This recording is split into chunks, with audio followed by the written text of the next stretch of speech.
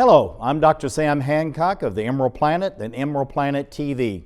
We come to you on a week-to-week basis from Washington, D.C. in the United States as we look around the globe in 144 different nations, looking for those 1,000 best practices, the technology, services, and products that are making a difference as we move through the 21st century. And as we have a planet of 9 billion people by 2038 and possibly 12 to 13 billion by the end of this century, how are we going to be able to take care of all these people on planet Earth? And that's what Emerald Planet's all about. We come to you looking at the solutions, the best practices from around the globe as we create the Emerald Planet. Hello, welcome to the Emerald Planet. We're making a difference as we move through the 21st century. And seeing the long-term impacts of climate change.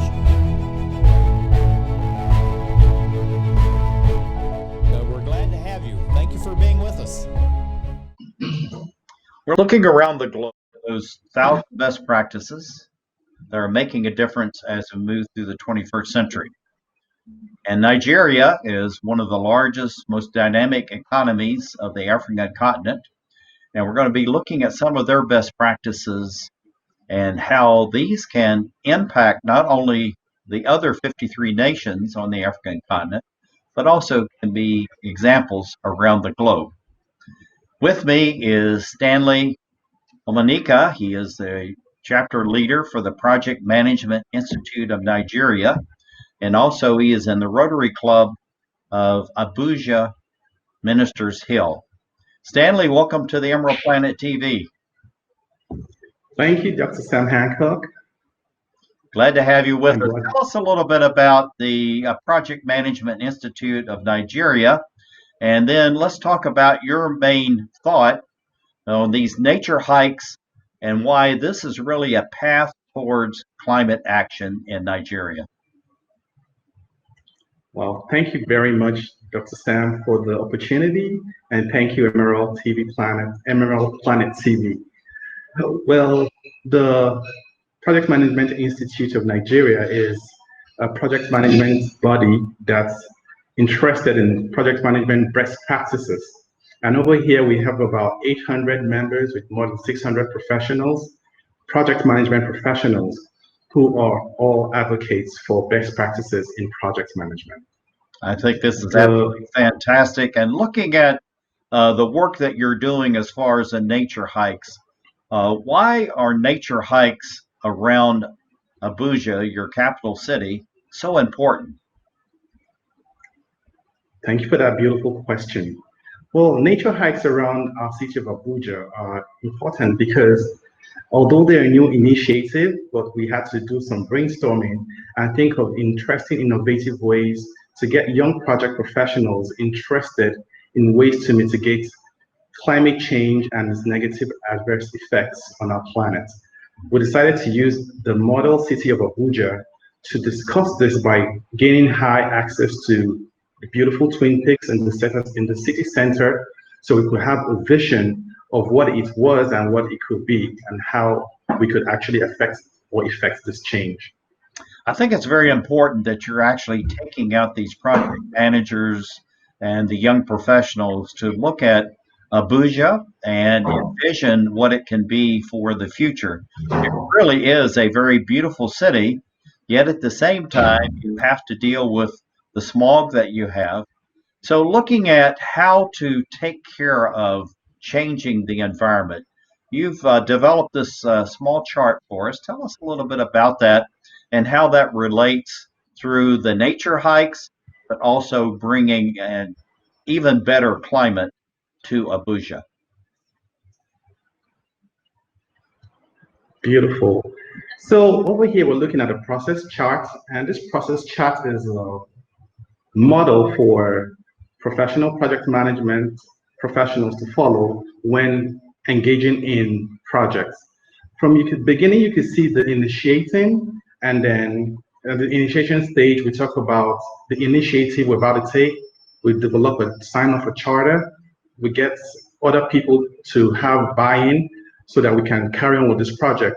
And the moment we get that done, we start with the planning phase. So talking about that, we had to talk about how we could effectively carry a vast number of people on a hike and safely bring them back. So this has to do a lot of planning. And then executing this process had to do with doing it and doing it right. But while the execution is going on, there should be some monitoring and controlling. So it means avoiding risks and looking at mistakes, taking in lessons learned, and probably like imputing them back into the planning process so that we get it right. And the moment is right, we can infuse this back into execution. And then when we're done, we can say, yes, this is a close of a phase or an entire process. And that could lead to an effective routine for the nature hikes. Now, looking at this, this is interesting. Looking into the camera with Abuja to your back.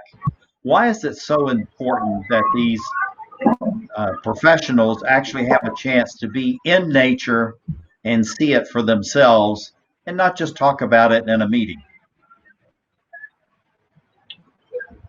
Beautiful. Yes. It's really important that everybody comes to hikes. The good thing is that, just right before we had started looking at the global pandemic of COVID, we had the opportunity to network and to carry out this process of being together, not in a very formal environment, but now in a less stressful environment, having fun, taking a walk, breathing in the airs outside of the office, and getting to the Twin Peak. So that was kind of that was a plus. And this way you could actually get some cardio going too. Well, then you see another view of Abuja with clear skies. So how do we go from, the smog that we see here to blue skies like this in Abuja? Well, so Abuja is like a city in the heart of Nigeria. It's a relatively humid place sometimes. Early in the morning, there could be fogs when there's moisture. And somehow we found out that over time, even during the lockdowns, less emissions from industries and pollutions from generators and cars also saw that we had a reduction in smog cover or fog all around the city. So basically, cutting down on these emissions and planting more trees that can offset this carbon, which generally takes in the carbon and emits oxygen, was such a good idea for us. And this was also inculcated into part of the reasons for our nature hike. So we're going to talk about planting trees, offsetting the carbon emissions, and getting our city to beautiful blue skies. Well, the whole thing about it is you're actually giving people a very practical path forward as far as being able to address the issue. And so it makes it doable, and people feel they can have hope, they can be part of the process, and also they are a solution in themselves. So looking at the total group that you have here, what did you go about to recruit people to come out and be a part of this nature hike? And what was the energy and the excitement about being together like this? Wow. I can tell you, Dr. Sam, this was phenomenal. Like having all these young professionals come together, the people from the Project Management Institute come together in one voice and say, okay, we're going to wear a uniform sort of like, gear. We're going to get up a hill. And mind you, none of them had actually been up that hill. We had just decided, okay, this hill is in the middle of the city. We're going to drive through it. And when I look at that hill, I'll say, well, I conquered that rock. But also, within doing that, we're going to even accomplish something greater for our beautiful planet Earth. Mm-hmm. Mm-hmm. And so, yes, we gathered ourselves. We talked about it on the groups, in the institutes. And then together we decided, okay, we're going to make a move and do this. It's amazing, the energy that it took actually to get up. That is an incredible hill that you have right in the middle of Abuja. But it seems like that people were adjusting to this quite well. And what would you think was the amount of reaction that you had from people just by being out there and having the opportunity to see Abuja from a very different perspective, way on top above the city, looking down into the city itself. Great. Going, also, I'll tell you two things. Going up the hill was tedious, especially to those who were not used to cardio-intensive hikes and walks.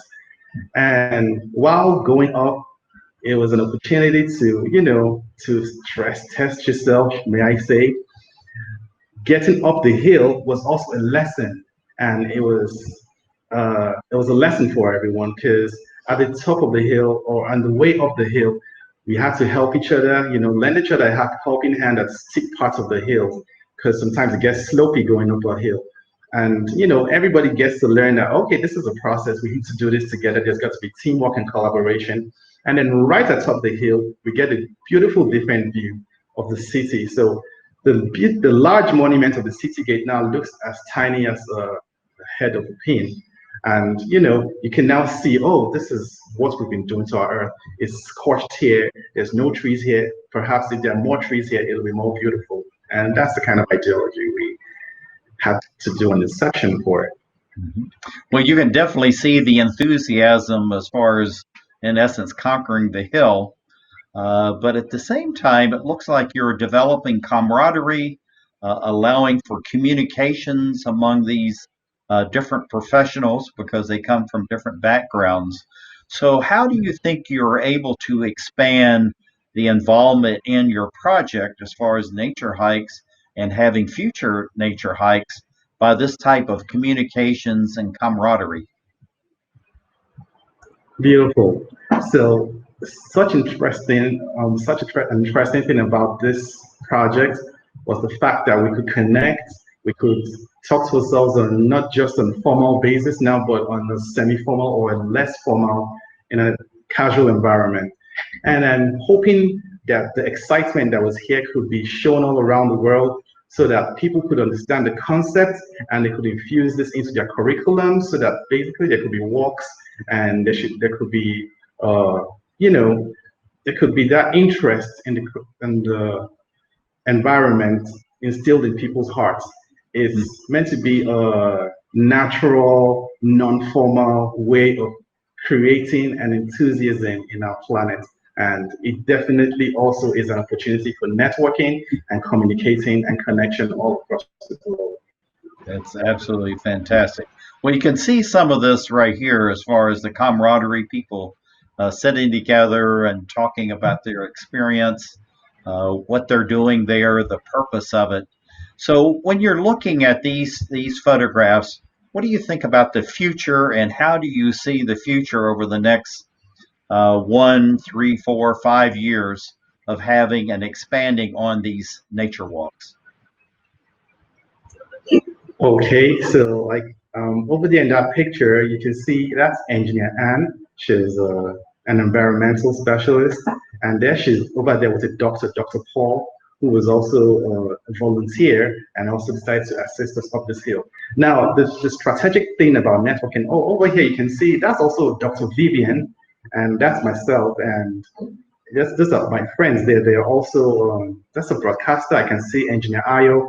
So the thing is that this whole thing creates an atmosphere of communication, and I believe that if this is sustained over the next 3 to 5 years, it could be imbibed into the curriculum such that it's not just professionals now doing this, but we're looking at, primary schools, kindergarten pupils taking walks and having more interest and understanding of the effect of the human footprints on the earth, trying to offset this, talking about tree plantings, talking about effective waste management, talking about innovative ways to regreen our planet.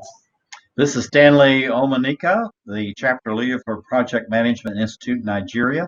Thank you for being with us as we create the Emerald Planet.